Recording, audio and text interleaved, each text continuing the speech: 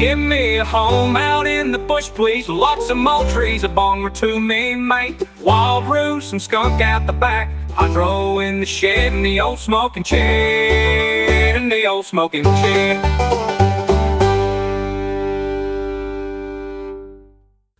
G'day, welcome to the Terpene Table, where cannabis culture meets cultivated conversation. I'm your host, Wild Roo, grower, guide, and your mate in the garden. Each episode, we dig into the roots of the plant, from terpene talk to cultivar deep dives, to stories shaping the cannabis scene. So roll one, pack one, pour a cuppa, and let's hop in. G'day legends, and welcome back to the Terpene Table. We've got a massive session lined up today. We're diving straight into the earth, talking living soil, organic amendments, and outdoor monsters. Now, usually I'm the one driving the bus here, keeping us on schedule and on topic, but today's a little bit different. We aren't just talking MPK ratios, we're talking about microbial universe. And some of that unlocks some of the craziest terpenes and flavour profiles you've ever tasted. Frankly, there's only one person here that really speaks fungal network as a second language, so I'm going to step out of the captain's chair for this one. I'm going to be here representing the community, asking questions that you guys want to know, but I'm handing the wheel over to our resident organic deep diver. Mud, the floor is yours, brother. Take us into the dirt and why living soil is the foundation for terpene-rich cannabis. Thank you, mate. We're going to go in a bit of a different direction with this one. I'm going to explain a bit where the concept of living soil as we know it and the food web inside of it and things such as that, and some sort of concepts and things to support that. So let's start. We'll go with the soil food. We'll go up the soil food web, shall we? Did you guys know much about that? Yeah, a little bit about the soil food web. A little bit. Think. Oh, I'm not sure. I'm not sure what we're talking about. Soil food web. Explain it to me. I will. So it was first conceptualized and sort of proven by one Dr. Elaine Ingham, and she's a soil ecologist. She started this particular academic path very early in her life, and was pretty much mocked and told there's no future for this. There's no reason to even pursue it. The soil food web, all of the microbiology, the bacteria, the fungi, the protozoa, the nematodes, how they unlock things, how they interact, all of that. It was told you don't need that for modern Western syntax, that you're completely wasting your life away. Well, she spent a lifetime, since the 1970s, in fact, proving all of them wrong. Yeah, right. So I'll go a bit further into it. Yeah, the soil food web, it's essentially the pathway of carbon, life, sunlight, how it travels through earth, through the soil, through all living things as it creates life as we know it. We know the sun's essential, but we don't appreciate how much the earth and the things in the earth and the structure of earth itself has made it essential. The sun didn't just do it alone, There's even bacteria that the earth has stored for over 4 billion years, 3.5 billion years, and we have no idea why. We have no idea what exactly it's for. Some of it's even become active recently, and the earth didn't just choose to keep these around for no reason whatsoever. It doesn't waste effort on anything like that, No, well, this is true. Mother Nature is very selective into why she keeps things here. It's all about balance. She won't throw that off herself. There's even fungi, I'm uneducated, and protozoas that are being close to 3.5 billion years, 3 billion years on Earth. It'd be like your trichodermas and your mycorrhizas and things. Honestly, going back that far, yeah, it probably would be, but probably not as we know it now. No, definitely. One of the largest, or the largest living organism on Earth, and I believe one of the oldest, is a mycorrhizae network under an old growth forest. And the reason it's so prolific is because old growth forests have very low bacteria counts, because that's how they work. Yep. And that's how they feed on the things around them. Anyway, so almost all life on terrestrial land and to some capacity aquatic bottom substrates and whatnot. It's processed, recycled, and all of those things through the food web. Yep. The essence of it's life. It's life essence is just floats around in everything. It's all of us. It's in all living things, even some non-living things. It's completely self-perpetuating on our planet without if we didn't do something to that, if we didn't influence that negatively. When all conditions are met and balanced, this planet is almost completely self-perpetuating, even through mass extinction events. Yes. Well, yeah, because with like the soil food web, sorry, I'm going to try and see if I can simplify it just Yeah. a tad. Yeah. So you've got your organic matter. Let's say that's the start of our soil food web, the breaking down organic matter from plant life Mhm. and things like that. Then you've got your fungi and bacteria and things like that eating that. Then you've got your nematodes and things like that eating that and eating them. Then you've spiders and centipedes and things like that, and so on and so forth. And then you get your birds and back to nature and its droppings, and then back in reverting back through to the soil again. That's a basic-ish concept of it, I guess, Matt? Am I right? Yeah, the five levels of the food. There's probably they're looking at adding another one, but yeah, the 5 levels of the food web. Exactly. You got your organic matter. Then you've got the next step up that creates all of the the organic acids, the folic, the humics, and things like that. In combination with the bacteria, and then going up from there, these things need to die. They need to be consumed and then turned into another source for their own things to then consume them and make them plant available. That's where the next stage comes in, and then the next stage and the next stage. Yeah. How in depth do you want me to get on these things? No. That's cool. You can go as depth as you like, mate. I was just touching, trying to make sure it's all simplified as well as in depth for everyone. 5 trophic levels, yeah. Basically, just the 5 levels of feeding, yeah. Yeah, and that was all Dr. Elaine Ingram, you say? Wasn't all, but for the most part, it was. For the most part, yeah. It was her work to come to these conclusions. That was all poo-pooed, and then she's one of the world's leading Still, soil microbiologists. She is probably in this aspect, probably the leading, being the one that sort of made this theory or concept now. I haven't actually heard the term soil food web, so I find that really interesting. I understand the logic behind it, and I like when you say there's 5 levels of it. It makes perfect sense to me. So this is really interesting. I'm just sitting here with my piece of paper and pen, writing down these extra things. So Yeah, take yeah, some notes so you can go back that and look was them up later. yeah, You know, that was a Yeah. good explanation of something that is existing out there that's been worked on. Yeah, so yeah, I can help you a little bit more if you like on the 5 different levels. yeah, go for it. So yeah, as I said, the first level, it's very basic organic matter containing some level of plant life. Just on the so you want your roots, your shoots, all of that. Locations, it creates locations for exudates, just different sugars that are instructions to plants to the plant that the plant creates using photosynthesis that it sends down. Then it sugars, proteins, carbohydrates. Exactly. Yep. And then it essentially just pays the soil food web microbiology, and in return, they release enzymes that assist in converting the sugars into organic compounds. Yeah, proteins, amino acids. Yes, which is basically food that the plant then thrives off. Yeah, right into the rhizosphere. Yeah. Somewhat like that. It's food for thing. Yeah, basically, yeah. Yep. It's paths for carbon to attach to being taken into the plant. Yeah.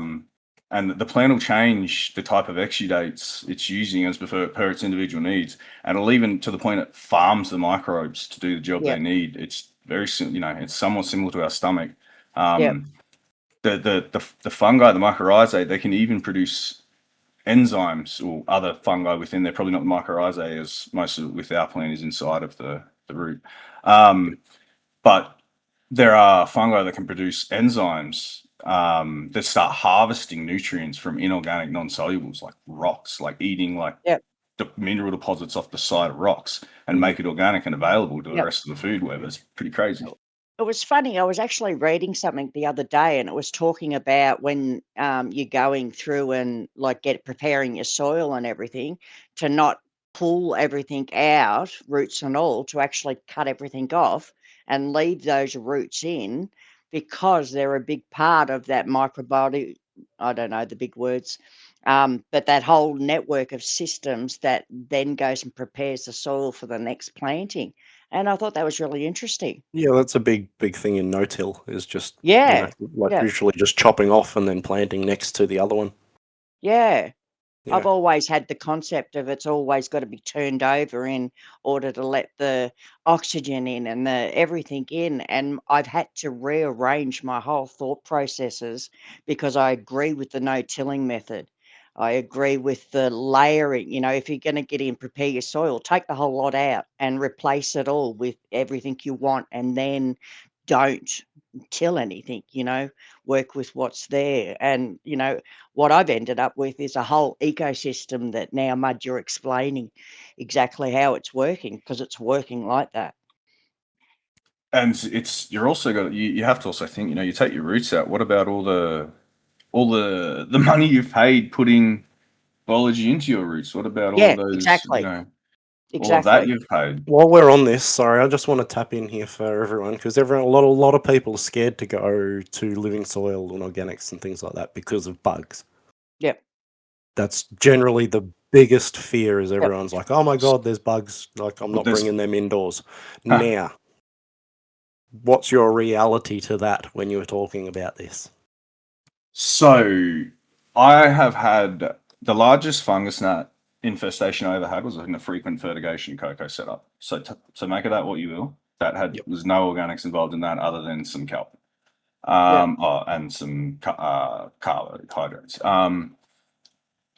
I have had all sorts of infestations in my organic setup, but that's due to how I do it. You can minimize it by having good IPM and everything like that. If you have strong genetics, you shouldn't have to worry about that. But it really depends on the bugs you're talking about, because you want a lot of bugs. You kind of want all of it.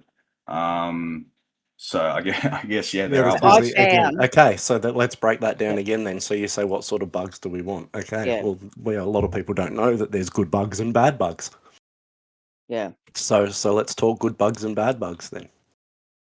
How deep into the soil, how far up the soil food web would you like me to talk about? Because there's different levels and there's different bugs. There's microbe arthropods and there's your normal arthropods, and which are your spiders, and I believe your springtails. They might be micro. But yeah, so are you Well, we're talking deep predator diving. We're deep mites diving. We're or? here. We're here deep diving. So let's dive in. Okay, well, you've got, so as I just said, you've got, I think it's in the third level of the food web. I don't have it in front of me, but it's you'll have like your decomposers, or like your less than decomposers. Let's go with crunches, munches, punches, those sorts of things. Like I guess you'd go with like the smaller pill bugs, springtails, some of the smaller things like that. So they're The literally breaking stuff down. They're the ones that are, Yeah. continually So breaking down that, matter. yeah, their purpose is Yep. to break down the larger organic materials and the dead defenseless critters into manageable sizes for the lower Right. soil web trophic levels to process. Yep. Yeah. There's also like protozoas in there, which I So I won't was going say to say, anything about because you're I going to go to don't. protozoa and nematodes I'll and go into protozoa a little bit. arthropods. Yeah. So what I just mentioned, the pill bugs and the springtails are arthropods. Unfortunately, Yes. arthropods is a Yep. very, very wide thing, even crabs and everything like that. Definitely. So the protozoa is, I won't say, I'll refrain from saying a whole lot on that one because I don't know much about them, apart from the fact they come in many different forms, good and bad. They help metabolize very complex chains and like subwebs within the food web, and are an indicator of soil condition by like observing the species diversity one way or another, the positive and negative. They're a good indicator from my understanding, but I haven't really gone down that rabbit hole yet. Yep. The nematodes, though, so the nematodes occur throughout various stages of the soil food web. At this particular trophic level, the third, they mainly predate on, I believe, the previous nematodes on the lower trophic level. Yep. Right. So they just do what they do best. They just generally get around, harass things, turn them into basically life essence, as I spoke about before, just the basis of life.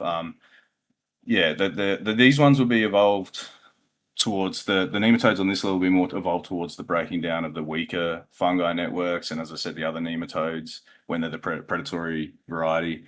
They consume a lot of nutrient rich bacteria, which is the whole purpose of bacteria. The bacteria can't be utilized until the nutrients within bacteria is the essence of life I keep referring to. It can't be converted back until it's consumed by this higher level of the web and other parts of the web. So that they can then like excrete that nutrients in a way that now makes it readily available basically back to themselves to then go back through the web until it becomes those fulvics and those humics. Okay. Yep. Interesting. Yeah, it's Nice. yeah. So as for the arthropods and stuff, the variety is so vast. There's no point in me breaking it down. But essentially, just your things at that level that are going to break down your more organic matter comparative to like your nematodes. It'll focus on the other nematodes and the bacterias. Yep. So basically, it's a cycle of life. It is, and then some of these things that are doing this sort of stuff on the third level. That brings us to the fourth level, where the guys I really like get their work done. The biters, bashers, bruisers, and brawlers. Yeah. This is where our world meets their world. This is where we come together. This is the predatory arthropods, right? This is the higher ups and things like that. I'd break down everything there, but from my understanding, that's predatory mites, arachnids, dragonflies, locusts, grasshoppers, wasps. Right. It keeps going. Yeah. Yeah. And our friend again, the nematode. But these aren't the friendly ones. These ones are straight up predators. They won't really sort of be opportunistic and whatnot. These ones, much like the other ones, will consume things on the lower level, but these guys will go up after things very similar to themselves. The fungus gnats and whatnot. So there's even a sort that hunts root aphids, to my understanding. They're vast little creatures. And we have a lot to hate, well, not hate. We have a lot to dislike them for, and a lot to thank them for. And they pretty much, And having the right populations of things to keep each other under control is the key. And it needs to be under control, because the way it works is if something gets off balance, it will out consume what it is supposed to in the food web, which will throw balance off. And of course it can self-correct unless we're the ones that has put this on it. For the most part. Yeah. And then we notice it in the product that we're trying to grow because it has a deficiency or it has an ailment or something. I notice sometimes I will get like one branch that has an issue, and I've identified that obviously that root attached to that branch is having an issue wherever it is. And I just find it really interesting, to think that they're all down there, but they can all be working in different, types of situations, and it just takes one out of whack, like you said, and you start noticing it in your plant. I think I work a little bit too much in like reactive, so I wait to see how the plant's if it's got an issue or if it doesn't have an issue. Not that I'm saying that's always the right way. Sometimes preventative is better. But I will say with living soil, I could be wrong, but this is what I like to. I don't do bugs at all. It's just what I've come to over the years and over all my struggles and all my battles. I try Without to bugs work. in your I hate to soil, break it to even you, T. indoors, it's not living soil. Yeah, I hate to break Okay, it to you. well You have then, bugs. No, you do. okay, You just don't know it. Yeah. all right. Then what I've done, Have you got because a loop? I put a layer of Damascus earth across the top of my Diatomaceous earth, yeah. soil. and that has stopped me having fungus gnats flying. I don't even need the sticky strips anymore, but I do know there's something Yeah, so going you on don't in the have water. bad bugs. You No, I don't. don't have. You might So That's have maybe I'm higher bed up just on bugs. not the really good web. at controlling it. Exactly. Yeah. We're not even in the Yep. soil there, Yeah, really. Yeah. that's not even in the. So these are the sort of things that you need a balanced soil food web to prevent. So these are Yeah. where your nematodes that eat these larvae of the fungus gnats come into play. So I'd say Correct. you'd have all sorts in that soil. Otherwise, your I soil would. wouldn't be working. It Yeah, would be that's inert. true. If you ever get the opportunity and feel brave, take a loop Yep. to your soil. Maybe dampen, let it dry a little bit, dampen one little bit, put some sort of dry amendment or something there, or some sort of bit of fruit or something. Yep. Um, And see if it when the gets light's eaten. off, no, Yep. so go in with a loop, it will get eaten. It will be covered in bugs. It'll be covered in Yeah. all sorts, especially mites. Yeah. And then, that I believe that's probably around, the second and third levels of that trophy that Yep. you're So, looking at.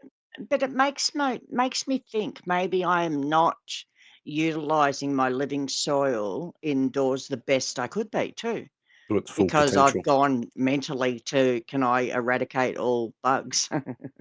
Maybe But your it's just the approach is ones I can see. is incorrect. Well, not incorrect. Yep. Sorry, I should never say that. Maybe your approach is the Refined properly. not the natural Yeah. refined approach. For example, when I had the fly issue, the fly larvae, and the fungus gnat issue, I got rid of it with nematodes Right. instead of the Whereas I've used diatomaceous the earth. Damascus earth, which has just contained it under the soil. Creates a But I physical barrier that I believe they can't Yeah, It they traverse. can't don't. penetrate through They the can't. barrier, They can't. correct, Yeah, yeah. and it's not broken because the water Diatomascus earth, concentrates. is it? Yeah, Diatomaceous, Damascus, diatomacea, Yeah, something like diamaceous, that. yeah. or whatever it Perhaps is. Timmy Yeah. could correct us here. We're a bunch of Yeah, I'm trying to get him to chime in here somehow. Mm, No, I'm just letting you guys discuss it all and kind of work through the different processes. But yeah, diatomaceous earth is there we go. it essentially disrupts the life cycle. So they like most aphids and thrips and things like that will lay their eggs in, like, especially in living soils, in that top kind of layer. Yep. And once we put that there, it actually pierces and disrupts their exoskeleton from containing moisture, and it just extinguishes their life Yep. immediately upon hatching. So it's how I used to run living soil indoors. Was Yep. I'd have that, and I'd Oh, run you're like clever now. red worms or something inside the soil for like the breakdown, Yep. and then I'd release spiders. I'd like capture local spiders. I'm like, yo, boys, it's time to get people. involved. And I just like That's put my great. boys in there. And I found that was a good like combination to like Okay, I cover like pretty much that. everything. Because Yeah. if it can't breed in the soil, and there's always a little boy walking around hunting it down at the night time, Yep. then it's gonna have a hard time living there and existing. And I like if it's that a idea. good beneficial thing, it's protected. Mm. It comes through, not pat it. By the way, guys, at Oh, the end of this, sorry, Ting, at the end of this, Timmy's going to go over all this and correct where I went wrong because Timmy is a far more No. intelligent and educated man than myself. No, it's no. been good. Like, look, I was just enjoying listening to Mud talk about it, because I'm like, man, I would be like doing this and you have to use this and it has to be this, and I'm like, no, like, Mud's like, he's coming from a very community like approach to it, where I'm like, I'm like the The strict, science says this. yeah, I'm like, this is what it needs to be. Yeah. This is how it is, and like, realistically, that's not how we all go about Mud's the process. sort of And coming at it from a practical, hands-on point of yes, view, and you'd be coming at it from a scientific, sort of paper-driven, He's educated, I'm and winging it. in a way, point of view. Yeah, I understand what you're saying. I like to understand, what pH is the item that I'm putting into the soil, and how does its like organic degradation actually Oh God. impact the pH and the structure, and how that looks in terms of nutrient uptake and availability, and when's that's going to be in its cycle, and Yeah, there's high differences in like peat level moss and organic growing in a lot of people's eyes. organic I think processes are everyone's just eyes. so freaking cool. They are, aren't Yeah. So freaking Oh, they are, and you can dive into them forever and ever and ever. I'd like to Yeah. one day with Timmy. Are you talking about like the processes to get them to like the humics and the fulvics and things like that? yes and no. So I guess it's that is a part of the process, but more like if I use a specific Canadian, peat moss, I'll start at a lower, like 5.3 pH. But then if I add in crab I meal gotcha. and neem meal and things like that, that sit around the 6.5 pH. When those kind of degrade together and work through the organic processes, you'll likely end up with a 5.8 pH, as your Meeting somewhere in approximate. the middle there. Yeah. Yeah, exactly. Yeah, and like balancing, a part of my diploma when I did one of my final exams, I did a chrysanthemum farm that required absolutely no like pH balancing and monitoring, just using very specific organic amendments to just force the pH up and down throughout the That's cycles. beautiful. And Wow. yeah, yeah, it's something I really, really love is how much of a symphony organic soils and their interactions can actually be. Yeah. But then my mind goes off on this, like it has to be this. Whereas like this is that's not the essence of Mud's creation and how he's working through things. And that's why I was just sitting in the back listening and being like, yeah, this dude's dope. This dude's got the ideas, a community heart and mind. And I really, Absolutely really does. was appreciating Yeah. listening. Yeah, I'm absolutely honestly does. just winging it. It's just I self-educate or watch shit I read. It's none of it's my knowledge. It's all just regurgitated. None of this is mine.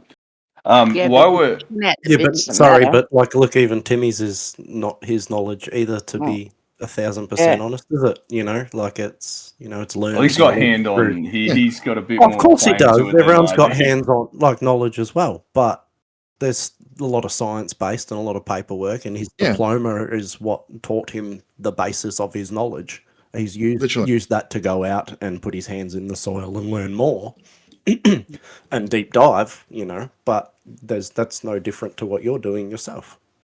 Well, actually, Exactly. while we're touching on the nutrients, Timmy, maybe you could give us your opinion on the Coots mix as a base for your living soils. Yeah, cool. I was going to touch on Coots mix, so if Timmy can touch on that, that'd be great too. Someone's gonna have to explain to me what that is. I Yeah, can do that. It's I see a 1/3, 1/3, 1/3. yeah. Ah, 1/3 yeah. peat, 1/3 compost. Fuck it, just completely forgot. 1/3 aeration, pumice or rice hulls for silica. I Yep, see. peat moss As a and base. cocoa as your 1/3 for your water retention, and then you've got your other 1/3, which is like your worm castings, or just pile in your worms and have your worms as the engine in there. But Look, I think that comes down to exactly what I was talking about before. Like, what are the amendments? Where do they come exactly, from? yeah. What is the pH of those like original amendments, and how are they all going to interact together? Like, you could just do starting with a nice basic neutralized coir base, and then you're adding in like your perlite and your diatomaceous earth and a bit of like like clay balls, and then adding in different types of breakdown elements for your humic acid generation and your gibberellins and everything that kind of helps start those original parts of the life cycle. But if you want to get like a medium ground, just follow the list. But if you want to get really technical, it's honestly worth it in my opinion, because it just saves the immense amount of headaches potentially in the future if you really just understand exactly what you're using. And like it's as simple as running a runoff test on like your peat moss or your coir base, and what is this actually coming out at pH wise after the water's interacted with it, and you've used some distilled or balanced water to kind of have a median test ground. And just testing and understanding each level of what you're putting in there will really impact how it's going to be. But look, at the end of the day, a third, that's probably the best way that you want it to be as well, because then that allows you to implement amendments, and amendments with the food soil web is in mind is the bigger the particulate, the longer it's going to take to break down. And if we do the teas and processes like along that speeds up that. But we can also implement larger particulate sizes to break down slower, different phosphates and elements that we need later in the date, but we want to start that process to increase structure and increase carbon in the actual soil. um, you know 3 weeks before flower starts to come in. So it's a big broad topic, and Which is I do love the heck where out your of it. amendments come in, exactly. Yeah, and I Mm. mean the amendments are part of the Coots mix. It's the secondary part where you do after the base add it. But there was once a very stringent list that you followed, but times have changed, and now there's all sorts of approaches. Yeah, I was going to say Coots mix now is very a loose term. Yes, absolutely. It's more just a term for the base of it, and then you add everything you want. Well, and because then you can get continue into with other soils off things, earth. which is like living soil and super soil. Sorry to cut you off. Yeah, absolutely. You know, and you've like your super soil's like sort of layered in a way. You got really hot soil at the bottom and your base soil at the top. It's base, you know, like I do the opposite. just add water, and then you've Yeah, got no-till. exactly. And then you've Yep. got your basic living soil, which is basically everything mixed in evenly and top dressing later. So Mm. yeah, and adding your amendments in. So And also in Australia, we get like access to some really cool different type of amendments. Like Clean there's too. some big clean like Easy as Organics do some incredibly clean amendments for living soil. yeah, some of the But also shell like breakdowns, oyster shell, and things like that. Everything. black fly larvae Alfalfa like meal, they're neem meal. alfalfa meal, so you get your tricantinol. But they're But doing there's things that also that a lot barramundi of bark. others aren't doing. Yeah. Well, there's a few that are doing that stuff too. I support one of them. He does stuff his own way, and I like the way he does things. So, but yeah, there's what would you say are your need to when if you were to amend something, for example, the Coots mix, Timmy? What would you put in if you wanted to grow our plant and you wanted to just put it in a living soil pot, put it out in a greenhouse, and you wanted to produce your own medicine, just enough for yourself? What would you put in that mix? So I would have kelp meal and neem meal as a consistent, like this has to go in. Um, an alfalfa and an aloe vera kind of like I like an aloe aloe vera. vera Yep. as a folia, and alfalfa as like a tea administration, and then adding in the just all of the goods that come with that, just putting it in there so make sure it contributes to the actual soil structure as well. Diatomaceous earth, because I think silicon is a hugely overlooked part of Mm. the plant 100%. structure and something Mm. that we actually don't kind of consider. And once you start elevating like health in a plant, once you get those dialed in right, especially in cannabis, you need a ton of calcium and magnesium. Like it's another very overlooked thing is once that plant gets into the higher percentile of health, you might need double or triple the calcium magnesium that a And lot of these available supplements too. need. You need to Like make sure that's yeah, available in exactly. there. You can't just splash that on there unless it's some sort of soluble form. Exactly, and like, there's a couple of guys that I've seen around doing like oyster shell. What's his name? There's a dude here in Brisbane that did oyster shell calcium magnesium, and it was some of the best amendment that I've ever done. I'll have to look it up There's and mention it at a Mount later date. Cotton Organic. There's a couple of them. Yeah, I think I might know the one you're talking about. There's a fella down in New South Wales that does a lot of ones with oyster shell and things like that. But we also have to. There's also a difference, between the mines oyster shell and sort of the polarized and collected one as well. That's something to consider too. That's what I mean. I think there was some that they're easy as a releasing something they're saying isn't available in other versions of oyster shell mix. Excellent. Love it. Yes, something in the way that they process it. We are leaders. I don't think Australians realise in the organic field, our country is a powerhouse. We've done a lot of breakthroughs. We have a lot of very intellectual minds on the subject. We really want to push it. We're a lot cleaner than a lot of countries, but we really could push it a lot further, and we really should seek a bit more recognition, in my opinion. Yeah, I couldn't actually agree more with that. Yeah. The regenerative farm. Look at all the actual regenerative farmers we have. Look at all the work. Oh, it's going to waste. Definitely. Do you use many compost teas and whatnot, Tim? I do. Yeah. I've been a bit not slack, but I've been a bit blessed with a range of nutrients I've been able to enjoy. But that's where it started for me, whatever I could come up with myself. Because I was on such a budget, and because I kind of thrive in the growing herbs and growing aloe vera and all of those things, even down to your banana peels and your eggshells, and then working out ways in being able to help hurry that along, because I didn't have 12 months or whatever to wait for them to compost. So, the How did you do that, baking, those shells? Yeah, okay, I was well, about to ask about bake that. Yep. them. You bake So, them in the oven because you want to break all of that, the white and the lining that Do you that add any is vinegar or anything? you can, I didn't. I just shove them in, but you can wash it all in vinegar. Vinegar definitely gets rid of any of the byproduct as well. Bake them for about an hour in the oven, and then I grind them up into a powder, and I do the same with banana skins. So they end up grinding up into a black powder. And then I'll pop them into a bucket and let them sit for like a week, 2 weeks, and then I'll add some aloe vera, which I've done the same with. I usually blitz that up, um, and worm castings because 'cause I'll buy that, Do you in the aerate while powdered you do form. this? I do a lot of stirring while it's just kind of brewing.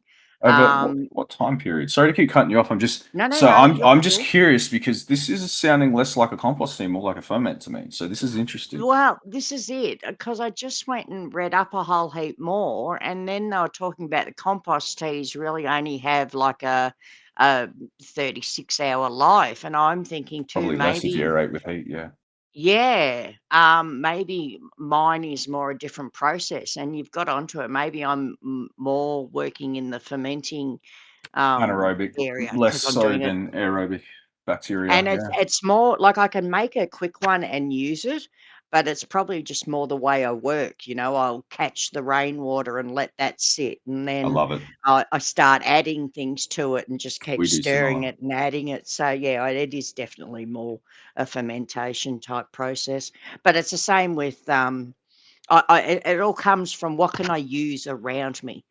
I've read up about the tomato leaves, and how they're great if you actually let them sit as a deterrent for bugs. Also, comfrey, the plant comfrey. I mean, that's brilliant in Cinnamon. soils. It breaks up your soils, it feeds your soils, but it also It's is a great to. bioaccumulator as well. You have to be careful. It does accumulate heavy metals, but that, very, very easily. So Okay, be that's careful what you put interesting. around it. I Um, didn't know that. are you familiar with KNF? Because what you're describing is Mm. the foundations of Korean Korean natural natural farming. farming and Oh, is that what I'm ancient jade doing? arm. I like Yes, yes, it that. is. I can send you some more information on that a bit later if you want, so we don't end up Yeah, getting lovely. off topic. But that's exactly what you're describing, and that's a big Brian Which is still Brown. another version of what we're doing. So exactly Yeah, yeah. right. yeah, Which yeah. I use I see. outdoors. That's my I outdoor do, method. and So yeah, Yep. yeah. That's what I say. Sometimes I don't understand what you guys are talking about, but I'm kind of doing a similar thing. I just don't understand um, the The the words processes and and the the science yeah, how behind to it. the science behind it, yeah, as in the words and the explanations and brings everything. But I back understand the theories of it. exactly And theories. Yeah. yeah, No, so and sorry. You understand the practice. We understand that. I understand the I theories, do. and that's I what we I bring Correct. feel my around Yep. way to. through Yeah. life. It's just the way I'm made, and I'm a visual person as well. So I struggle with theories and big long words and everything like that. But I know exactly what you're talking about when Yeah, we because you get know to how to the do it. guts of it. Is You yeah, don't need the yeah, words when you know the action. and I'll sit and watch it. Like there's nothing better than sitting out there watching my outdoor grows, just life, just watching life. I can get lost in that for hours.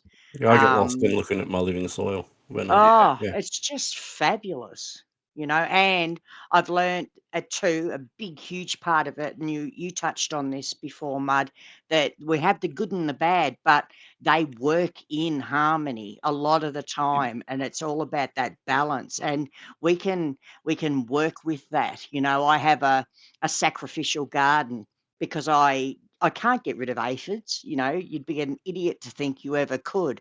So I will feed them and I'll encourage them to be somewhere else, which also helps me keep the ants somewhere else, and it's the same kind of idea when you understand what they all eat. You go and feed them somewhere else and try to keep them away. I use a natural pest repellent that I've come up with over my years. And it's real simple stuff out of the kitchen plus some essential oils. I use garlic juice, I use detergent, I use cooking oil, and then I use patchouli and I use peppermint. And you don't use too much of that or you will kill your plant. And it works brilliantly, absolutely brilliantly. I But I like no don't aphids. spray No, me neither. everywhere. Yeah, I spray around the area I don't want them, and then I don't spray where I do want them, you know? Yeah. I feed That'll them where I want them. I'll put fruit out and I'll put, actually a lot of berries and stuff like that and encourage them to be where I don't want them to be, you know? And do you want to know something very interesting about that that falls back into the soil food web is you feeding these very integral parts of this web in other locations, they drop Yep, down, they get eaten by the fifth level, the top level, the birds, some of the, the yep, larger predators when that happens.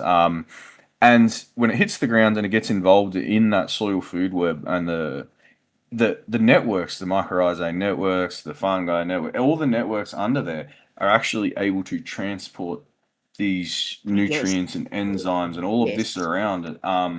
So you've put a sacrificial crop, all of this stuff gets eaten, and it all ends up dead at the bottom of that crop.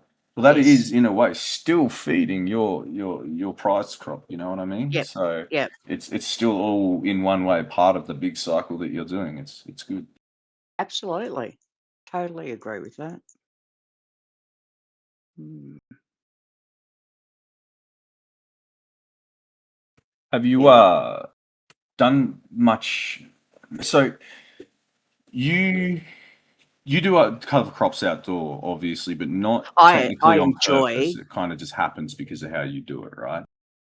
my crops outdoors. Cover crops, sorry, cover crops. So like clovers, Oh, no, I've planted beans, them and all things like because they that. weren't here before, but I encourage them all. The only thing I pull out of my yard is grass, and that's the short grass that the whole of suburbia likes. I hate it.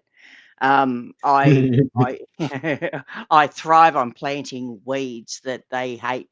So I encourage that. I plant mints. It'll free range. And if it's ever going to be mowed, what a wonderful experience.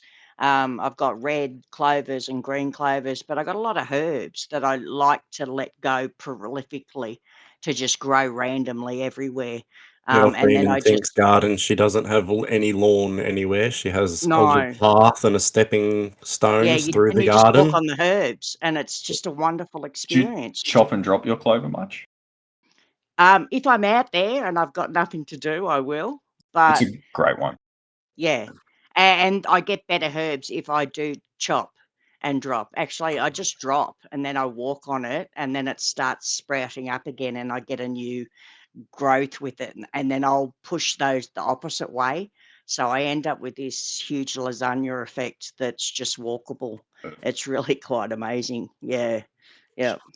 Are you familiar with the effects clover and beans have on like fixing atmospheric nitrogen and then putting it No. in? Okay, I so just know it's wonderful and even great for us to eat, and, it brings the bees, and no, I didn't know that. This episode of the Terpene Table is brought to you by Growers Pal, Aussie legends when it comes to keeping your clones safe in transit. If you've ever tried to post a cutting wrapped in wet paper towel and cling wrap, you'll know it's a gamble at best. Growers Pal clone shippers take the guesswork out of it. Purpose built with segmented compartments to keep your genetics snug, and even a little LED light to keep them happy on the road. Whether they're headed up the coast or across the country, you can trust your prize cuts will land fresh, not fried. They're mates of the Roo and they're mates of the Discord, so you know their growers looking out for you, not just trying to sell you something. Head over to growerspower.com.au. That's www.growerspal.com.au and sort yourself out with a proper kit for moving your genetics across the country. Because good clones deserve a fair dinkum safe ride.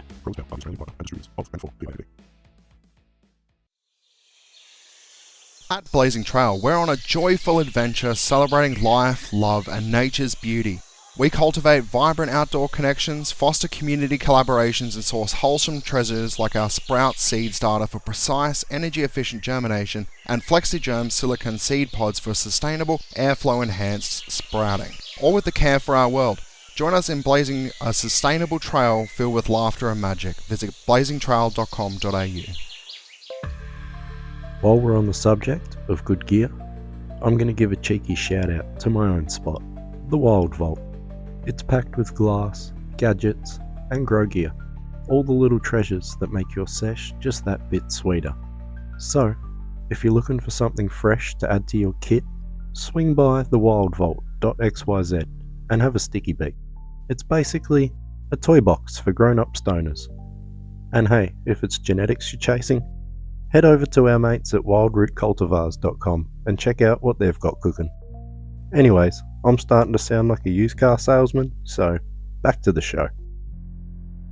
So it's actually, anyone here that knows better, correct me if I'm wrong. So to my understanding, there's types of beans and clovers and other cover crops that they themselves are not the nitrogen fixators. It's actually a bacteria that purely associates with these species and won't go anywhere else. Imagine if we could fixate that elsewhere. And they help basically cause the nutrients out of the atmosphere to be pulled inside of the plant, so that when you chop it and drop it at the right times, that's why we do that with these certain things. You're actually putting massive boosts of nutrients that are otherwise not available through other sources into the soil. And you know, that whole fixating nitrogen from the atmosphere and hydrogen from the atmosphere is all part of a process, that Okay. is synthesized. So there's actually organic ways to do this, but we just decided to superheat the earth, well, the atmosphere. Right.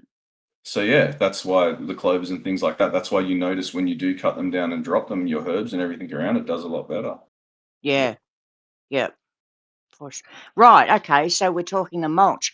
I'll refer this to when I am defoliing my cannabis outside. I have found that such a useful mulch. And I can't remember who I was having the conversation with about, but it reminds me, what's the best mulch for citrus trees is its own citrus. That's the best kind of organic food that it likes to live off. So why wouldn't the cannabis be the same? 100%. And we look at nature and it provides for itself. Sometimes I think and a lot of the time those shade leaves will actually, dry up and just drop off. So I like to look at nature as it is and be educated by it Well, while because we're it's really talking kind of like self-sufficient. clovers and Yep. mulch, Yep. you can use like a clover as a living mulch. Yeah, you can Right. actually, so you grow it you grow it and then you can, chop it at the right time, not fully as you mentioned, and then it grows back. You can have basically what you're doing already, pretty much as Yeah. usual. Which Oh, is something, absolutely. like your white Absolutely. Dutch clovers Yes. and It crimson stopped the clover. grass growing. I've got it growing at the back door and it's taken over from the grass and I don't have to pull the grass out anymore. So yeah, Well, that's so exactly what I you could do. use something like that and let that sort of run if you were to run living soil indoors as well, and you can run that Right. in a Yes. symbiotic relationship with your plant, because it's going to Right. pull all of the atmospheric nitrogen out of the air Yep. and convert it into ammonias. Ah. So a good one for indoors is also alfalfa. Yep, For the alfalfa. what we mentioned before, like the tricantinol release, but it actually has deeper roots once it's established to help kind of break down some of the more trickier minerals. It obviously does do the nitrogen really well, but you'll also get a bit of P and K kind of interactions from its deeper root structures. So you Beautiful. literally put that in with your plant that you're growing, If you alfalfa have big seeds. enough space. So that all comes down to how you're growing. You probably wouldn't. Again, have you got big pots, big beds? Outdoors, yeah, you would. You put a Yeah, cover do crop it seed outdoors. down. But if Yeah, you're Okay. running Like a 90-liter pot indoors. What I do is when I'm establishing a pot, I do my no-till layer. I put a no-till layer, so I put all my dry amendments, everything like that. I put what I call my cake layer, and then I'll put the cover. I'll put a little bit of soil, then I'll put some cover crop there and some straw and vermicompost, some insect frash, all over the rest of it. And then I'll actually put it outside. Now, I don't recommend that. You will pick up No. all sorts in those big pots. I even managed to have a vermicompost in one of them full of black soldier fly larvae. It was incredible. Oh. It was crazy. It worked. It was very interesting to see, and it made the plant superb. But And then what I'll do is I'll let it grow naturally outside, so it can fixate all the things from outside and pick up that life essence that I'm talking about, that soil food web, because I already have my beneficials and whatnot are already in my soil that I keep mixed in batches. So I don't have to worry about pests per se. And then once it's all grown, I'll chop it all again and then put another layer of probably barley straw over it, and then some more of the vermicompost, and then I will transplant into that indoors. So when I go inside, I always want to make sure I eliminate the growing of the cover crop. So that's why I use the indoor-outdoor method and the cover crop. I don't think I would grow it indoors fully together. I just don't see that much of a point in it. However, helping it establish a no-till pot, I do see massive benefits for, which is exactly what Timmy was saying for those reasons. Yep. Beautiful. Well put, Mud. Oh, So where are we going now? Timmy, you are an educated man with your ear to the living soil of the industry. What would you say in the last year or two has been a breakthrough in sort of biology or living soil, or, terpene developments, anything like that, mate? Anything we can look at in regards to this that will help us? Any little tip that'll make things click? Well, allow me to tell you of my favorite thing in the world, which is bacillus. Like that is like fungus and the, I guess, endophyte kind of structures and their impacts on terpene production, especially in outdoor plants. Like that in conjunction with UVA and UVB exposure from natural sunlight, like they're getting ridiculous terpene and just cannabinoid spread increases like up to 200-300%.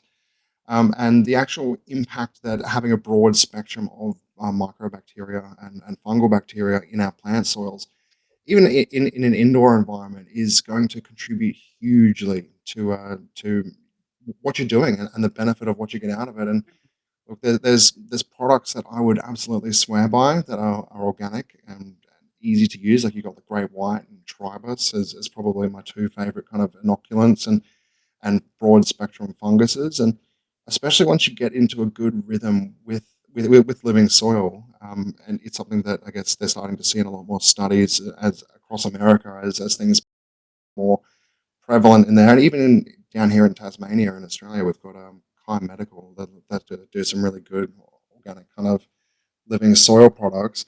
Is keeping our pseudomonas and bacillus strains actually going is going to increase terpenes just on its own, just by integrating inside of the plant tissues itself to help produce energy, help kind of move things around. And I think you really like if you walk into a hydro shop or grocery store and they're like, oh, here's this inoculant, and you have a look on the back and it's got trichoderma, bacillus, or pseudomonas, and it's a good spectrum, just like Great White or Tribus, definitely worth the investment Great every White, single yeah. time. If you can start out, I'll definitely say start out with a good strain. Great White is a great shotgun blast. I definitely agree.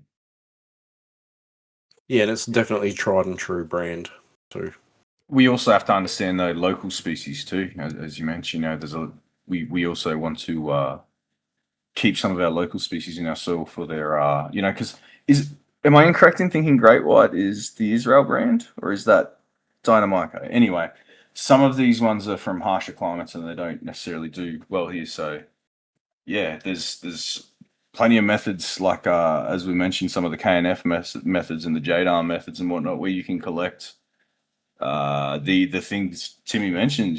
We got the endophytes and everything like that, and you can really see some expressions, as he says, and I'm glad to hear it from somebody who can confirm it for us. Is there anything else any other tips you can give us to feeding those things or helping us get the terps going with those, Timmy? Look, I think a fantastic thing that Tink mentioned before was bananas. Banana skins, like adding in that fructose and the flowering hormones from a rotting down banana skin. Yeah. And that is also one of my other favorite things to do, because and that and pineapples. That rotten like, banana skin is so much more overlooked for that it's just amen. potassium. Yep.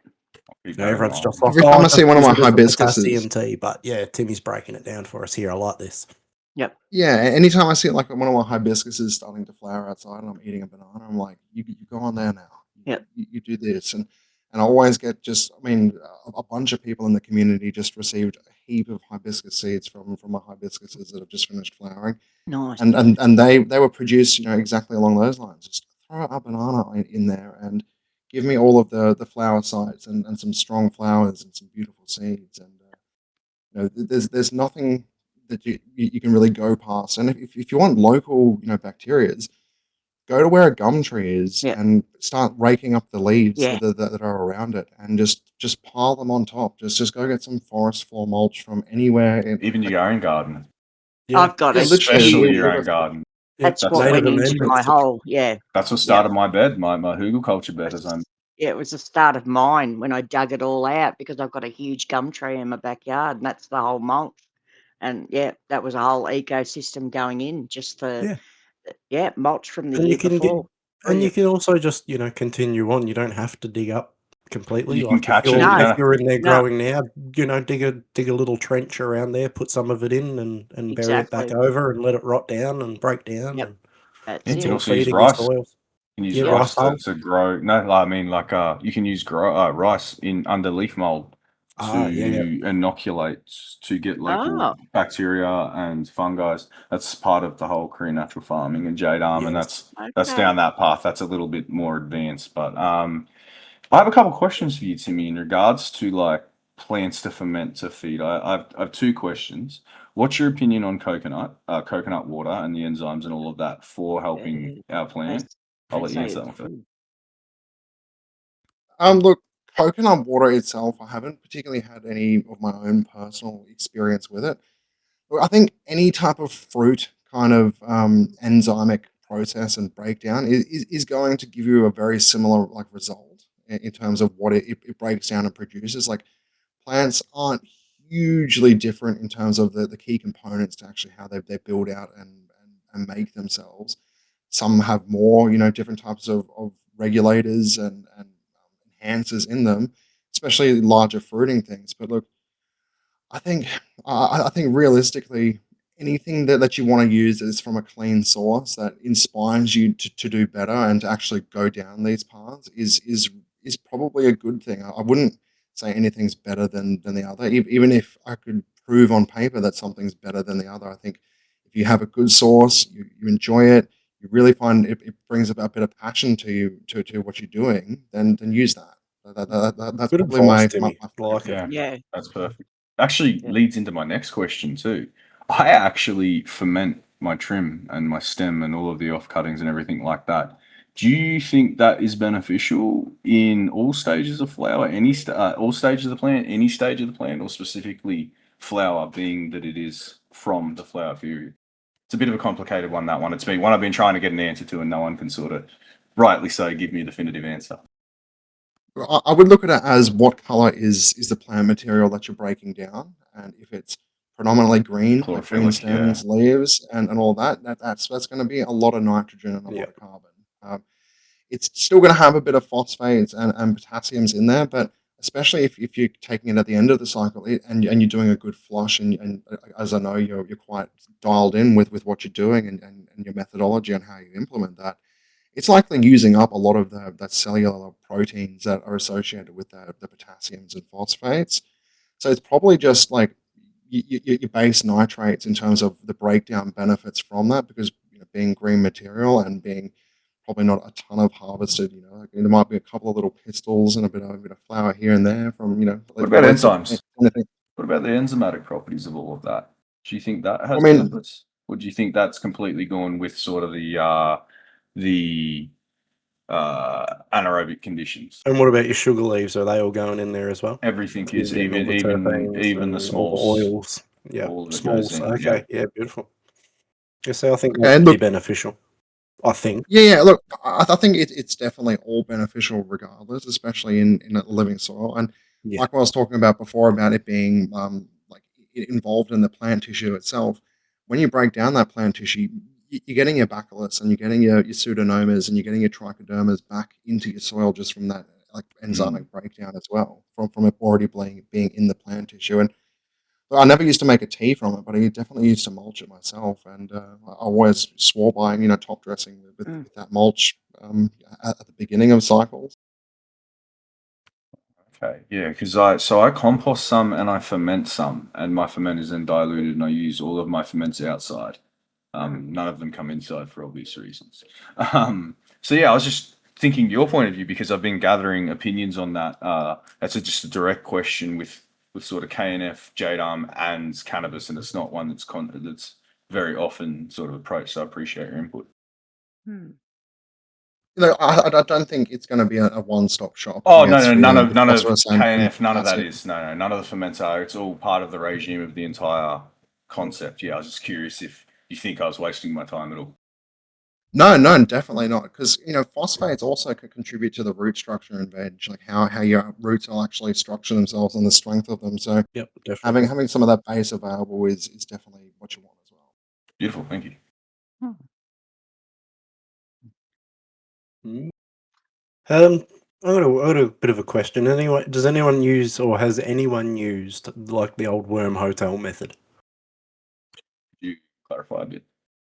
A bit of PVC pipe running straight down into your Yes. into your bed or something like that. Yeah, Oh, you- and Fill throwing it your up with compost down worms in that. and yeah. Yeah, Ah, I just cut the bottom out of a pot and put that. I've done it straight into the ground to help my lawn. Yeah, beautiful. ah, Yeah. interesting. Yeah. So It, call it, it the I, worm hotel. You can use a I bit of like that. PVC pipe and drill some holes in the side of it. I'm going to have Um, to do that now. I and then kind of bury see it that as into your like pot. Go, you sorry. you might as well just put a top layer over at that case, though, in my opinion, with a mulch over it. It depends on the size of the pot, I suppose.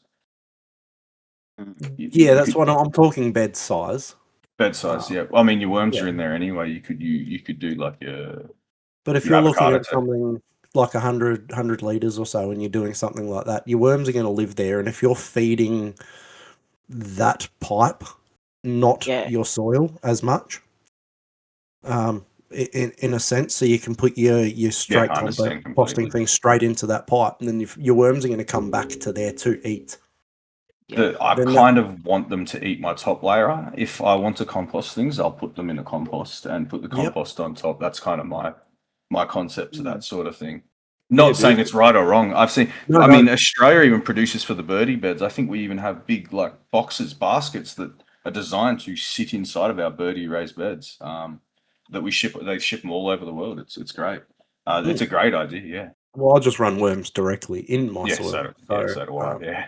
Yeah, but I was just curious.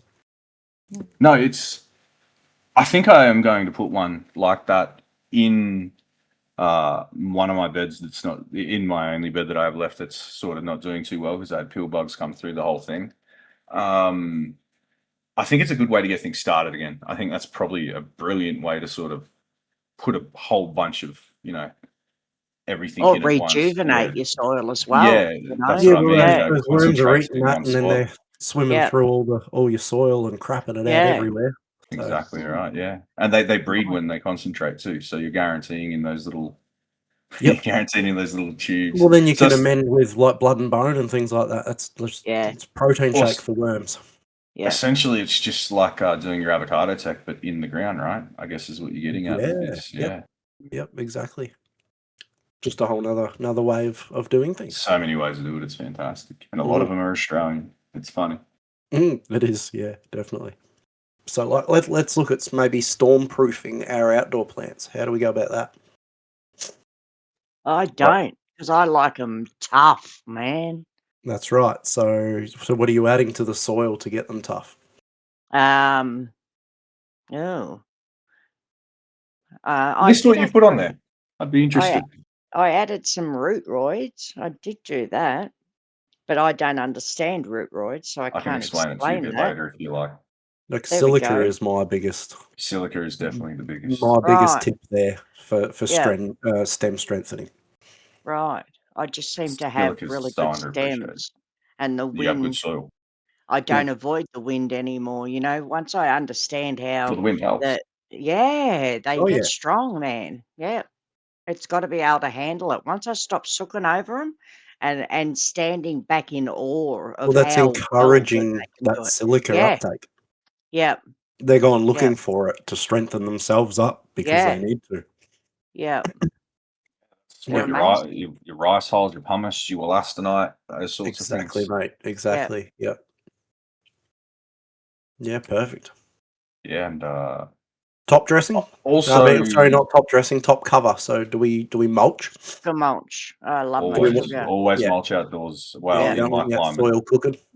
Yep. No, I love mean, my sugar mulch. you also want that sort of keep. It's not. I'm not using the right sort of nomenclature. The sort of that humic layer going under the mulch. If you just have your top layer, it'll die, and then the layer underneath it will die. But that mulch isn't technically living. The layer underneath That's it is. right. It'll So just cook and die off. Yeah. Mm. And even like here, when I'm battling with getting the soil, waiting for the soil to get up to temperature, utilizing that mulch to keep the heat in and absolutely, keep it warm so that I can get growing. insulation. Has been exactly insulation has been night and day. You know, I think it keeps down the snails traveling. I don't have a great deal of issue with them because I've got that surrounded by agapanthus, and a snail will always go for an agapantha. Like, trust me. But yeah, I think it deters a lot of that as well. Hmm. You also have things like the reason we use certain things to induce stress, like the oyster shell, I guess, would be one of them, and the insect frasses is some of the bodies and the things of that release sort of signals, enzymes. I'm not exactly sure what to call it. Even out when we start doing our training and our low stress and we're bending over our plants, from my understanding, we're doing the same thing. We're adding stress to it, but it responds so well to this kind of stress. Yeah, exactly right. Like That's in the right. nature, the wind will snap a Yeah, branch, an yeah, animal will come along and eat a top off. yeah, Yep. Controlled stresses are very, very beneficial. yeah.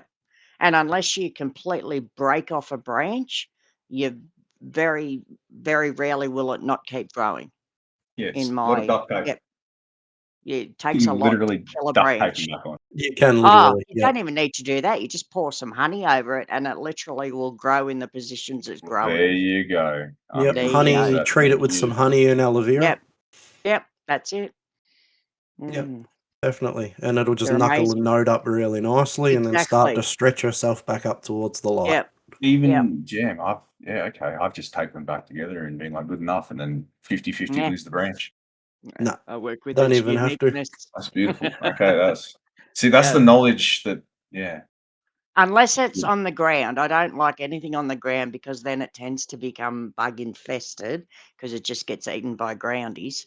because of the food Um, web. Yeah, but exactly. even then, I'll just get a bit of string and Yeah. tie it to a higher branch to just Or take the lean it weight off it across while something it else heals. while it Yep, heals. That's right. yep. I don't use tape anymore.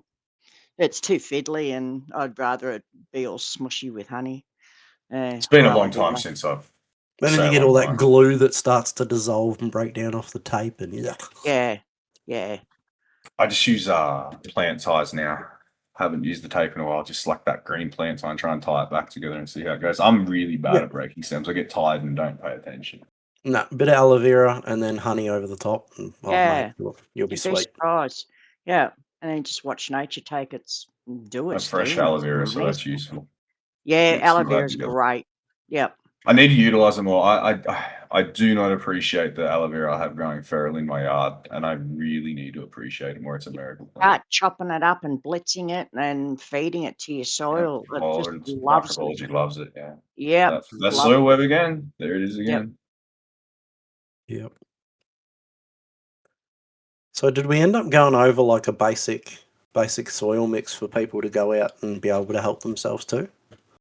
Like the Coots mix, is that what you're referring to? Or Yeah. So do you did we like a end pre-made up mix? breaking it down? Was somewhat how much further? The 3 the thirds. We went over the peat and everything like that. We went through some basic amendments to use. So I'm sure Timmy could give us some more. Yeah. So we got what perlite for your Yep. aeration. Definitely. Yeah, are you talking more about the mix itself? Yeah, you got your perlite. Yep. Your rice hulls is a great one because of how it breaks down, but unfortunately, then it does break down. You've got your pumice, which I hear is a lot better for the aeration than some other things. And one thing I really would like to add is that is so overlooked is like biochar and activated charcoal. Activated Oh, Um, charcoal. Yep. absolutely. Yeah, people love it. people don't understand how much it increases your capacity for microbiology for life. You can like your soil can only hold so much life. You add some of that, and it just Increases triples its it. life. Well, you know it. Yeah, right. Interesting. Yeah, which means you basically have 20, 30 liters worth of biology capacity in say a 15, 20 liter pot. So it's got that growing capacity. You just better be feeding that because that's how Yeah. it works. If you have that active microbiology, you better be feeding that biology to Mm. get it going. Yep. To me, And you that's can just scoot down to Bunnings and grab it too. It is literally available. Yeah. Like, Yeah. on the shelf. There's obviously other places to grab it, but not everyone has access to those places. Big chains like Bunnings tend to be everywhere, so everyone generally has access to one of them. You can And yeah. if Or you if you're can make your own. starting out, yeah, if you're starting out, like I didn't know a lot when I was starting out. I still don't really when it comes down to, the world that's getting shared here tonight. But you can get some really reasonable mixes by I like manures. I love manures. Really well broken down manures I'm talking about. So your composted stuff you can get. And I went to a nursery rather than Bunnings, and I needed somewhere that delivered. So I checked out my local nursery, and they had a really good deal on delivery. It was like $20 for everything I wanted, and I just went for basic worm castings and 3 different types of manures and, some compost Mushroom and compost. mushroom compost. I love Yep. it. Yep. And I think there was another kind of It's a compost as great well. pre-digested base for worms too, though. Yeah, So if you're and going just to put live worms into your soil as well, something like to that. get some mushroom compost. Yep, and Yeah, your cocoa peat as well, because exactly, they and then love my that and they live in it. perlite and then my cocoa peat in that as well. Yeah, Just be so careful And with just that's cocoa your peat. basic. mixing it up and a little bit of everything, and I have sworn What by do you that mean for, by like, that, the Mud? last Sorry, 5 Tink. years. Sorry, Dom? So He the said be issue with careful. cocoa peat, and it's one of the things I faced first, is cocoa peat. If you get it from Bunnings and you don't get it from a source that's pre-washed it and pre-charged it and buffered it, Yep. Yep. you have problems with cationic exchange. And to keep it very simple, um, you'll have coagitation and things like that, where basically they'll knock each other's charges off and they won't be able to bind correctly, and you'll basically just knock off everything that your plant needs to Okay, consume. and that's really And valuable information. because Yeah. it'll have how to knock it, so there'll be Well, this is two why I positive don't recommend charges. buying it in a brick. Yes, so you'll have a certain amount of positive charges, and things are attracted to it. And if you don't pre-buffer, those slots are still open and super they suck in things, like they're very Yeah. conductive. And you have to pre-buffer it to fill all of those spaces, Yeah. otherwise you'll starve your plants, is basically what I'm getting Okay. at. Yep. So it's Well really put, Mud. important. Yeah. Yeah, so I'd be very careful with brick stuff, but if you're in a living soil, I would imagine it's, as long as it's not I don't know. That's not I've for me had to the answer. Maybe luxury Timmy of, can. the cocoa and perlite mixed in a bag, and it's been Yeah, magic. absolutely. Yeah, so Pre-buffered is key. yeah, yeah, but that's a good point because, I mean, this is totally off topic, but same kind of thing when you're using a bicarb. We want to avoid the one with the aluminium in it, which just means getting a certain brand. Sometimes it's not until you hear this tip that you actually understand it. That's a really good point about the block cocoa. So, yeah, thanks for sharing that. And you can buffer it yourself. Just do a couple Okay, of washes with CalMag. Yep, couple of A lot washes with easier said right. CalMag, than that's right. done. Yep. It's a lot easier with synthetic CalMag, I guess. Timmy, could you touch on if cocoa's buffering capacity or lack thereof is like a problem? Its cationic exchange is a problem in living soils if we use it as a base. Look, I guess the cocoa coir in itself, just due to its structure and surface area, it has about, let's say 57% of the cation capacity of traditional kind of soil. Like, and like, you went outside, you dug up some nice soil, cocoa coir at a base has about 57%, and it's not just due to its structure and how it is, it's not likely to get better than that outside of organic kind of amendments already degrading in there. So Yep. that's why, look, I would personally more lean to sphagnum peat moss as an amendment, kind of like to coca-coir in living soils, Yep. just because of its structure and how it is. And then also, when you're adding in rock phosphates and they're breaking down and they're at 6.8 pH, it comes back to that pH balancing, whereas sphagnum peat moss will sit at 4.2, kind of pH, or approximate depending on the sources. So then you get in that balance, come in with that higher pH to the lower pH, and you're getting it come out kind of nicely in the middle, and you have a lot Interesting. higher cation capacity in that actual soil from the get go. And the coir will improve with the amount of organic amendments that break down around it, but if you want to start off in a good place, I would It's just recommend definitely that. a And neutral, yeah, non-existent So, environment. Yeah, I like sphagnum moss. It's do we so have an nice. Australian peat bog? I'm assuming no, there's no, no that is the in Australia. other side of things. Is sphagnum peat moss is another. It's not a renewable resource, No. and it is very environmentally impactful to harvest. But look, So I is guess I everything look at it else. as the way of Check. and that's it. Like do we worry about Taylor Swift flying from 15 minutes away to another airport to the other airport when we need to go and visit family at Yeah, Christmas? we have No, to check because out pedantics. Yeah. know, our own type of like impacts on the environment vastly are minimal compared to a lot of other types of industrial agriculture. Like things like we farm rice and cotton here in Australia for some reason, Yeah. and Yeah. I find that to be insane just to begin with. So look, at the end of the day, Ah, you cannot do more damage to the yeah. environment compared to some mega corporation. So go ahead and use that sphagnum peat because It's a yes, lovely product to use. yeah, Yeah. exactly. I mean, synthetics are finite as well. People don't understand that. We are running out of the minerals that we use to create the complexes for the reactions for the synthetics to feed us as well. So everything is at some capacity running out. Well, how many deep peat bogs are there? Because I only know of the Canadian, the one in Canada.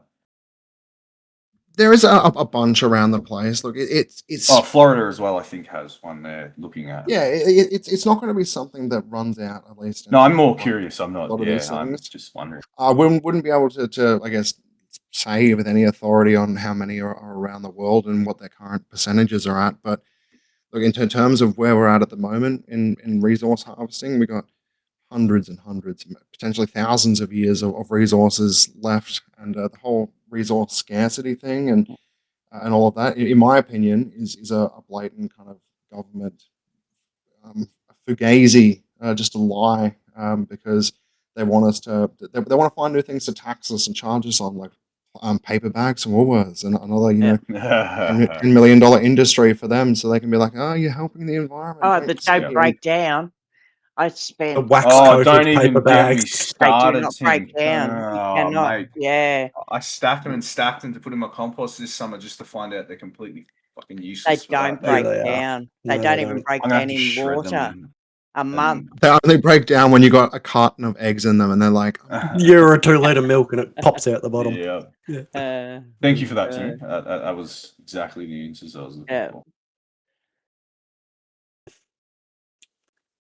Yeah, good stuff. Yeah. Anything else anyone wants to touch on? I guess another point as well is coca-cola in itself is another, just to play devil's advocate with the environmental impact. Coca-Cola itself and its production, predominantly in India, is another hugely environmentally impactful product. It is. And the shipping and processing of that is enormous, in terms of its footprint.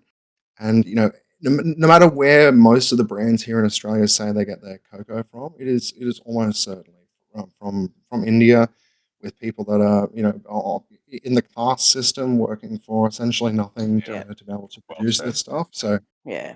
yeah, Yeah, well said. Yeah, Yeah. exactly. Now, cocoa is Mm. great for frequent fertigation setups, though. I will add that, but I'm not a big fan of it per se in my as a base for my organics. But it does end up in there from time to time. I did used to use it to keep tarantulas, though. I will clarify that. Oh, I've loved using it as a mix, but I use a little bit of everything. But I must admit, I'd rather be using sphagnum, but that's been dearer to access for me. So that's just the way that's cooking. But I might hunt that out because I do love the other I know a smoked good, moss. I know a good mix, but it is a bit pricey. I might talk about that one But later. now, like, I'm bizarred how much I'll spend on the soil. I don't care. I'll spend what I Well, need it's to like a fish spend tank, because, isn't it? well, I get the Yeah. payback. I get the benefits from it, so it just makes the whole process so much achievable and so much more fun. It's Yeah, you're basically when you're living soil, you're basically keeping the soil more than the plant. Like as I just said, I equate it to keeping a fish tank. When you have a fish tank, you got to cycle it. You have to cycle the filter. There's a whole very similar Yep. process. You know, the nitrogen, Yep. nitrogen You got to cycle keep and all your whatnot. levels in check. Keep Exactly. life Yep. Yep. happening and And thriving. you look at the Absolutely. fish, and if there's something wrong with the fish, well, then there's something wrong with the tank. So Yeah. that's That's right. exactly the same way I Yep. You treat my read your plants. plant, and exactly Yep. there's something wrong with their environment. Correct. So that's why we keep the soil more than the plant. And that's why it does improve over time, as it does break down and create all of this. Yep.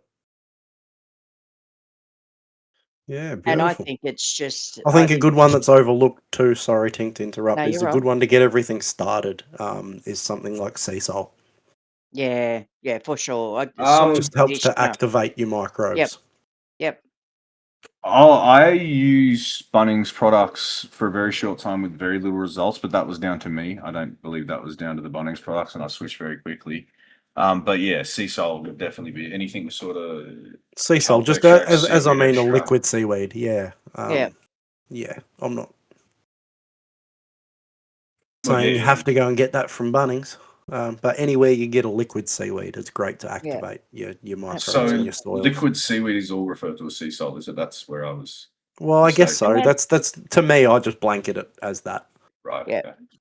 And then a So fish I should emulsion have on top of that, your probably Charlie Yeah. Carp. Charlie Yeah, Carp, yeah. that's your Fish next emulsion. thing you buy. Yeah.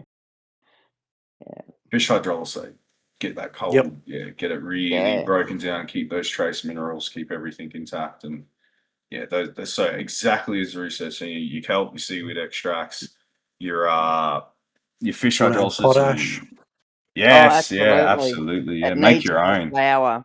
you Yeah. can make your own potash easily. Yeah. Yep. Yep. Palm throngs, hate them. They burn well. Yeah, yep. And yeah, like and trace elements of some description, and rock Yeah, dust, C90 like we were talking or about. Yeah. volcanic rocks. Yeah, Yep. Even, you even can't. that diatomaceous earth to some Yeah. level Yep. has Time. Yep. even silica in it, I Alfalfa. believe, doesn't it? Yes. Sure Yeah, does. alfalfa definitely. Yeah, Yeah, alfalfa, lucerne, things like that. it's trace minerals in I many used to things. Yeah. take all the dead hair out of all the hairbrushes and bury that in the soil. How did No, that go for you? well, I Is don't that are know. we feeding the soil, or are we like feeding our spirits here? What Is are we it doing? your hair or someone else's hair that no longer Yeah, exists? exactly. This What's is what going we on here? I think somewhere I'd convinced myself that they'd break down into some kind of vitamin or mineral or something. I mean, it would Yeah. be. Would it break down into like? I don't know. Well, it's Well, it's dead. creatine. Some sort of I was about to say Yeah. some organic polymer sort of like Yeah. Yeah, Gotta think I the don't bugs know. are gonna love that. How did we devolve into this, Tink? What have you done? Because it's about what you use. It's around you, man. Oh, we Yeah, digress. We want And those and structure and the benefits. Yeah. recycling attitude of if this is waste, why can't it feed? Well, It's that actually, mentality. that's a good point. And Yeah, the soil food web is all around us. Even so, if you throw your hair off the exactly. ground, your skin comes off you, things like that. Yep. Do you ever wonder why? Does anyone ever wonder why it doesn't stack up? That's because there's microbiology and mites and everything eating it all around you as much as you don't want Absolutely, to think mate. about it. This That's Yeah. is what's very going on, true. guys. Yeah. That's why we don't talk about it. We'd never Yeah. sleep It again. feeds you. They break it down on your skin. Yep. Yeah. Yeah, you got many of those little bugs crawling all over your All face over while you you, in your sleep. mouth, in your everywhere, Up your constantly. nose and your eyeballs. And they're feeding you as they feed themselves off you. Yep. Enjoy that, Yep. guys. That's the one. Yeah, that's right. We'll leave you with that one, eh? Yep. Have you guys ever actually had the big huntsman experience where like you've like woken up and this like dinner plate sized boy is like drinking your mouth water? No. Because I have. I've not It's had one lick of my experience. drool, no. Not licking my drool, but All right, so let me riddle you guys a tale to wind us up here. So, Love it. while I was living out bush in this house, we had a couple of big snakes that were fighting in the ceiling, and That's one, one one of the mates went up there and he went to get him out, and he put his foot, unfortunately, through the roof or the ceiling panel of my bedroom. I'm like, yo, cheers, dude. These snakes may come back later to avenge their mating period and be like, who did that? But something worse, unfortunately, happened. And I was laying in bed, and you know those, like, if you've ever had the lucid dreams where you like, there is a spider on my face. I just kept having Yeah. this like moment where I'm like, like something's on me. And I woke up and I looked down, and there is this dinner plate sized huntsman, just like at my bottom lip, just going, and I'm like, yeah, I'm pretty good with soil most food web, animals, mate. like. Yeah, I'm like, yeah, no.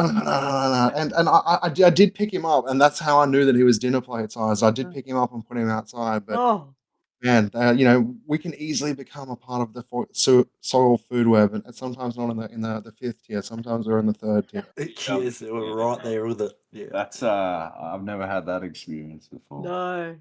I've had a lot of big spiders around, but I've kept them as well, so I've never really had a fear of them or any worry of waking up like that. But I love a I'm good huntsman. yeah, they're great to keep. Oh yeah, me too. But when it's drinking out of your mouth at like No. 2 o'clock in the morning, is a whole different experience. Yeah, I could imagine. Oh, God. Really part of the ecosystem now, mate. Wow.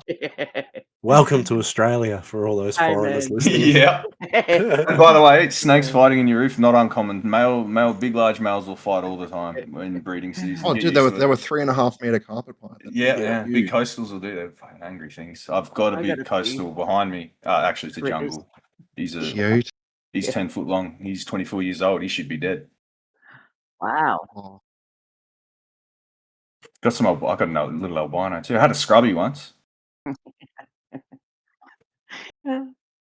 Scrubbies Dude. snakes are Uh, they're just like so friendly. I just love the look of their faces. Scrubby Like, isn't, you mate. just want- Yeah, some of them It's like, are. Some of them have got personalities on them, and you just like, Uh. yeah. Scrubbies are smart, and the one I had, she was probably only about 15 foot at this point, and she got me once, and I'd never been bruised like that or bled like that in my life. Uh. Yeah, but yeah, no, snakes are great. So yeah, come to Australia. Welcome to Australia. Yeah. Yeah.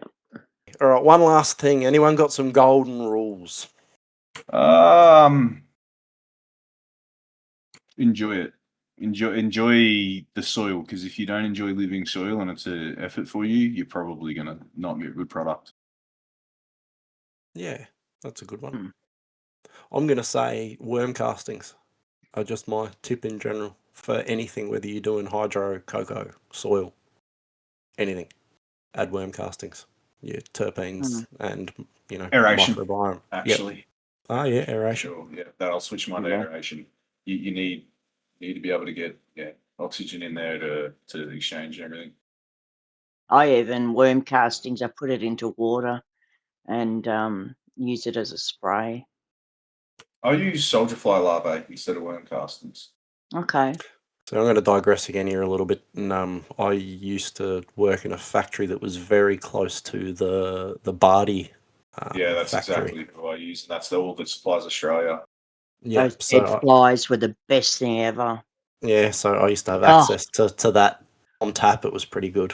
That That's was exactly what I magic. would use. Everybody in Australia uses them, and then upmarks it. So you should that's a tip, actually. If you're going to use soldier fly larvae, go straight to them, buy it online off them. Don't go to other people and buy it through them, because it is the exact same stuff. And they are a struggling business too. Are they really? That makes Yeah. me very, very sad. I'll be sure. Their whole factory shut down Yeah. maybe 2 years ago now.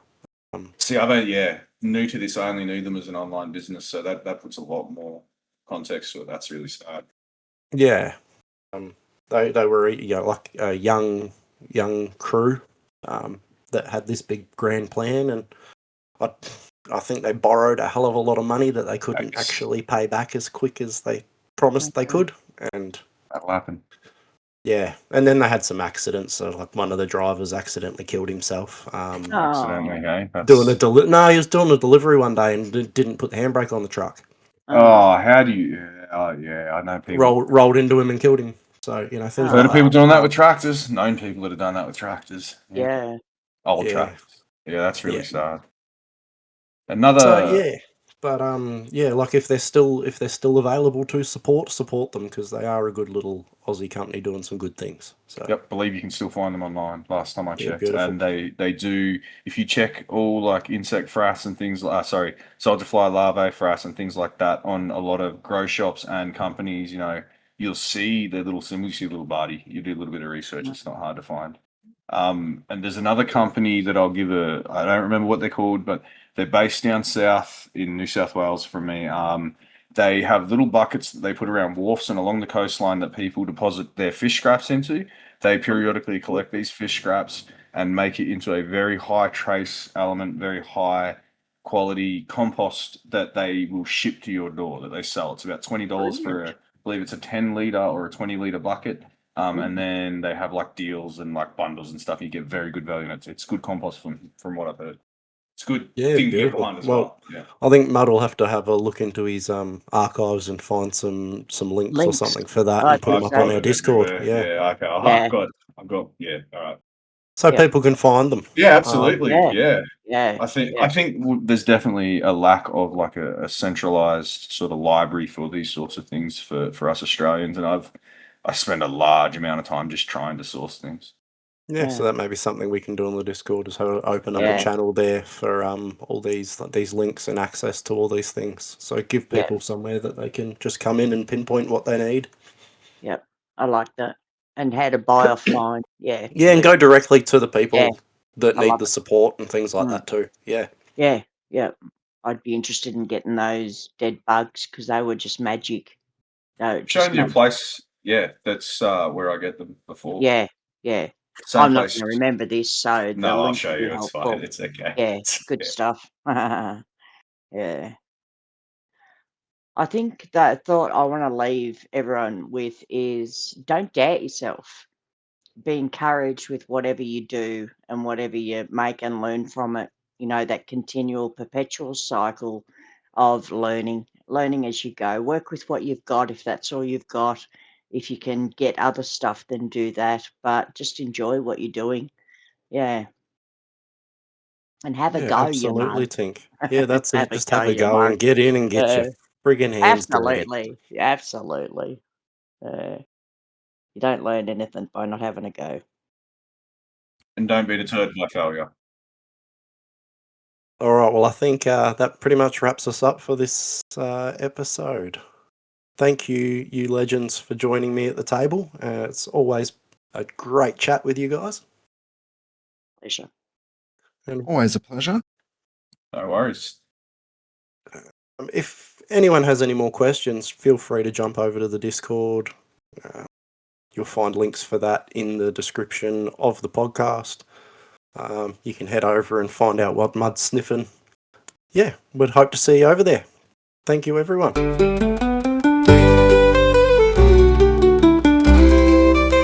Give me a home out in the bush, please, with lots of more trees, a bomb or two, me, mate. Wild roots, some skunk out the back, hydro in the shed, in the old smoking chair. In the old smoking chair.